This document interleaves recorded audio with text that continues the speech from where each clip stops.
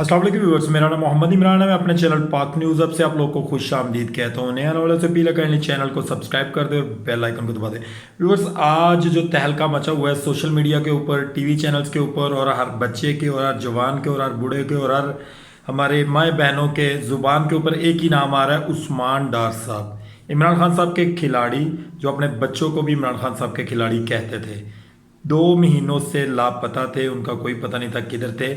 जो लास्ट 25 दिन गुजरे हैं उसमें बहुत सारे अदारों ने ये इंकशाफ किया कि उस्मान डार साहब उनके पास हैं, लेकिन हुआ ये कि अचानक कल उस्मान डार साहब की पवेलियन में एंट्री होती है और वो तहलका मचा देते हैं कुछ ऐसी खबरों के साथ जो कि कभी भी ये ना मानने वाली बात है कि उस्मान डार साहब कभी अपने लीडर इमरान खान साहब के बारे में इस तरह की बात कर सकते हैं। उन्होंने बताया कि इमरान खान साहब ने टोटल प्लानिंग कैसे की। उन्होंने बताया कि इमरान खान साहब ने लोगों को जो जहन में बात डाली कि आप लोगों ने किस किस अदारे पे और कब कब हमला करना है, ये जो इंतशार की सियासत है, इमरान खान साहब ने इसको फ़रोग दिया। वो कहते हैं कि टोटली ये प्री प्लान हुआ था। 9 मई का वाक़या जो हुआ है ये टोटली प्री प्लान है। उन्होंने कहा इसके अंदर तमाम तर जो वजूहात हैं वो इमरान खान साहब हैं। इमरान खान साहब की वजह से ये तमाम तर वाक़या पेश आया। उन्होंने कहा कि मैं एक मुहब्बे वतन पाकिस्तानी हूँ। इस जो 6 सितंबर गुजरी है, मैंने उसमें भी अपनी अफवाज के बारे में अच्छे अल्फाज इस्तेमाल किए हैं। उन्होंने कहा मैं कभी ये सोच भी नहीं सकता कि हम अपनी अफवाज के मुकाबले में आके खड़े हो जाएं। अगर आप बहुत से व्यूज़, बहुत सी ऐसी चीज़ें निकालें तो आपको समझ आएगी कि उस्मान डार साहब आज सच्चे हैं या उस वक़्त सच्चे थे। उस्मान डार साहब के साथ मेरा भी इंटरेक्शन है। मैं उस्मान डार साहब के साथ मिला था उन दिनों में। इन्होंने फैज़ाबाद को जो है वो रावलपिंडी में ब्लॉक किया हुआ था। फैज़ाबाद एक कंटेनर के पास खड़े के उस्मान डार साहब कुछ लोगों को लेकर नारेबाजी कर रहे थे, और उस वक़्त वहाँ पे जो नारे बोले जा रहे थे वो नारे अगर आप लोग सुने तो आप लोगों को पता चले कि ये कितने मुहिब्बे वतन अफवाज के ये पाकिस्तानी हैं। उस्मान डार साहब उस वक़्त जो नारे बोले जा रहे थे, तो उस्मान डार साहब ने कब किसी को भी, किसी सिंगल पर्सन को भी ये नहीं बोला था कि आप इस तरह के नारे हमारी अफवाज के ख़िलाफ़ या अपनी अफवाज के ख़िलाफ़ मत बोलें। अचानक इस एंट्री ने एक तहलका मचा दिया।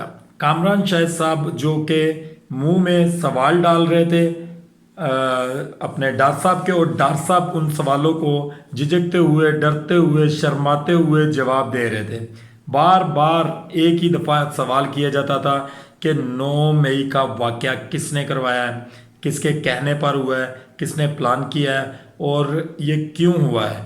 तो उस्मान डार साहब ने उसके ऊपर काफ़ी ज़्यादा गहरी सोच के बाद जवाबात दिए, बट तमाम के तमाम तर जवाबात जो उन्होंने दिए वो इमरान खान साहब के अगेंस्ट दिए। उन्होंने बताया कि ये जो सारा कुछ प्लान किया गया था वो एक तो गिरफ्तारी से बचने के लिए किया गया था ताकि इमरान खान साहब को गिरफ्तार ना किया जाए। सेकंड थिंग उन्होंने कहा जी ये जो तकर्री हो रही थी उस वक़्त हाफिज़ साहब की, उस तकर्री में अमल दखल के लिए किया गया था ताकि अवाम सड़कों पर निकल आए और उनको जो है वो तकर्री ना मिले, वो चीफ ऑफ आर्मी स्टाफ ना बने। उन्होंने कहा मैंने काफ़ी सोच विचार के बाद ये फैसला किया कि मैं तहरीक इंसाफ को और सियासत को छोड़ रहा हूँ। इनका ये इंटरव्यू आम आवाम यानी कि मीडिया के ऊपर भी किया जा सकता था। एक प्रेस कॉन्फ्रेंस की जाती जैसे आम और लोगों ने प्रेस कॉन्फ्रेंसेस की, और उन्होंने इमरान खान साहब को छोड़ दिया, अनाउंस कर दिया कि हमारा सियासत के साथ कोई तल्लक नहीं है, हमारा पीटीआई के साथ कोई तल्लक नहीं है। आल्दो के बाद में उन्होंने और लोगों को ज्वाइन कर लिया। मैं तो वैसे ये कहूँगा कि कंपनीज को ज्वाइन कर लिया उन्होंने। दरअसल ये लोग जो पॉलिटिक्स हैं हमारे पाकिस्तान के, ये कंपनीज हैं, ये कंपनी बनी हुई है। आप इस कंपनी में 50 करोड़, कोई 1 अरब के करीब पैसा जमा करवाएं, सेनेटर लग सकते हैं किसी भी कंपनी में। आप 10 करोड़ रुपए दें आपको टिकट मिल सकता है, आप 5 करोड़ दें आपको एमपीएशिप का मिल जाएगा। आप जितनी ज़्यादा कीमत बढ़ाएंगे आपको उस हिसाब से जो है वो मेंबरशिप दी जाएगी कंपनी के अंदर। अब कंपनीज करती क्या हैं? कंपनीज अपनी इन्वेस्टमेंट तो कुछ करती नहीं है, लेकिन ये जो पाकिस्तान है ना, पाकिस्तान का जितना पैसा है, ये जितनी पाकिस्तान के अंदर मादनियात है या जितना कुछ पाकिस्तान के अंदर है, ये लोग या तो लीज पर दे जाते हैं या ये लोग बेच जाते हैं। ये लोग पैसा इकट्ठा करते हैं, यूरोप घूमने चले जाते हैं, अरब अमारात चले जाते हैं, सऊदीया चले जाते हैं, मुख्तलिफ कंट्रीज़ में ये लोग विजिट्स करते हैं। आपने नोट किया होगा कि कल वाले इंटरव्यूज़ में जितने सवालात थे वो सारे ज़बरदस्ती उनसे पूछे जा रहे थे कि एक प्लांटेड किस्म का एक ये इंटरव्यू हुआ है। कामरान शाह साहब ने ये इंटरव्यू अपनी ही हवेली में क्यों किया? क्योंकि ये सारा एक प्लांटेड था कि कैसे होगा, कैसे नहीं होगा, कौन इसके अंदर क्या सवालात पूछे जाएंगे और ये क्या जवाबात देंगे। 25 दिन के बाद रनिंग करके एक स्टेज नुमा एक जगह के ऊपर चढ़ना और दिखाना कि मैं बहुत एक्टिव हूँ, एनर्जेटिक हूँ, मेरे साथ कोई भी ऐसे मामला पेश नहीं आए कि यानी कि मुझे किसी किस्म का कोई नुकसान नहीं पहुंचाया गया, या फिर मैं खुद रूपोश था, मैं खुद साइड पे हो गया था, मुझे किसी ने गिरफ्तार नहीं किया था, मुझे किसी ने किडनैप नहीं किया था, मेरे साथ किसी ने जुल्म ज़्यादती नहीं की, मेरे ना ही बीवी बच्चों को किसी ने तंग किया, ना ही मेरे बिजनेसेस को जो है वो पाकिस्तान के अंदर स्ट्रक किया गया, मेरे साथ कोई भी ऐसे मामला नहीं किए गए। बस मुझे एक वही नाजिल हुई कि जाओ और इमरान खान साहब के ख़िलाफ़ बोल दो और तहरीक इंसाफ को खुदा हाफिज़ कह दो। सवालात बहुत सारे हैं, अगर एक एक करके सवालात किए जाएं तो पता चलेगा कि उस्मान डार साहब सच्चे हैं या कामरान शाह साहब सच्चे हैं। दूसरी जानब अभी बहुत से लोग ऐसे हैं जो पर्दे के पीछे हैं। पर्दे से पीछे से मुराद ये है कि आने वाले दिनों में किसकी बारी हो सकती है। फ़रख हबीब साहब की हो सकती है, सदाकत अब्बासी साहब की हो सकती है, मुराद सईद साहब की हो सकती है, शेख रशीद साहब की हो सकती है। कौन सा ऐसा लीडर है जो रूपोश है या किडनैप किया गया है या अगवा किया गया है या गिरफ्तार किया गया है, अभी तक मंजर आम पर नहीं आए। अब बारी किसकी है? अब कौन बंदा आएगा जो इमरान खान साहब की ज़ात के ऊपर इल्ज़ामात लगाएगा और इमरान खान साहब के अगेंस्ट बातें करेगा और तहरीक इंसाफ को खैरबाद कहेगा। तहरीक इंसाफ को तो खैरबाद आप लोग कह लेंगे, लेकिन अवाम क्या आपको वोट देगी? क्या आप कभी भी अपनी लाइफ में इलेक्शन लड़ सकेंगे या कभी भी आप पाकिस्तानी सियासत में दोबारा कदम रख सकेंगे? उस अरूज पे जा सकेंगे जिस अरूज पे आपको खान साहब लेकर गए? खान साहब अगर चाहें तो वो वापस कहीं ना कहीं एडजस्ट हो सकते हैं, जा सकते हैं, पाकिस्तान में भी रह सकते हैं, अपोजिशन में भी बैठ सकते हैं।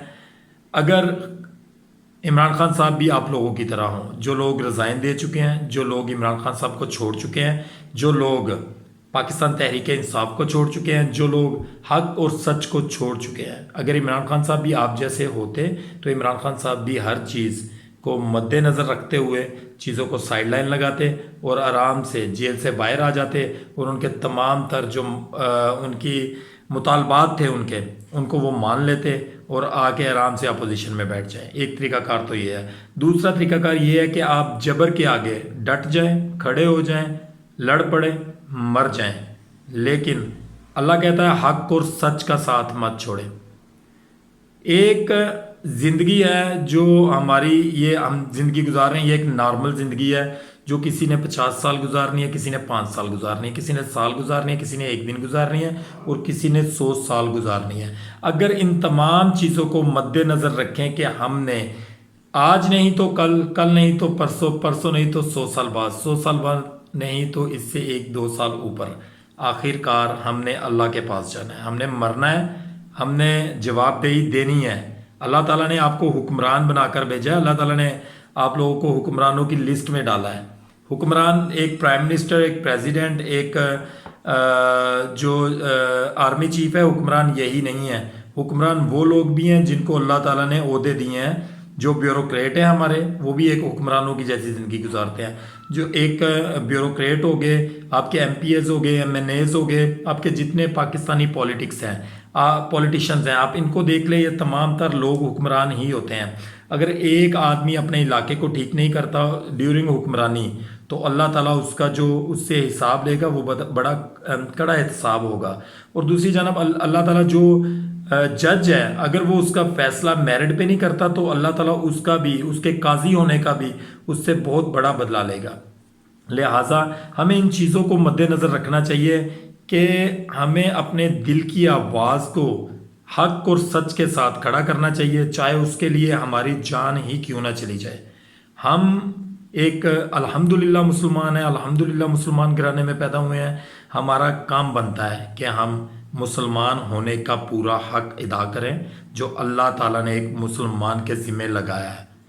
मेरी दुआ है कि अल्लाह ताला हमारे मुल्क के ऊपर किसी ऐसे हुक्मरान को मुसल्लत करे जो हमारे मुल्क को कानून, शरीयत और इस्लाम के मुताबिक चलाए। और मेरी ये भी दुआ है कि अल्लाह ताला हमें और हमारे मुल्क को मुनाफिकीनों से बचाए। आमीन सुम आमीन। अपना और अपनी फैमिली का ख्याल रखें, जहाँ भी रहें खुश रहें। पाकिस्तान जिंदाबाद।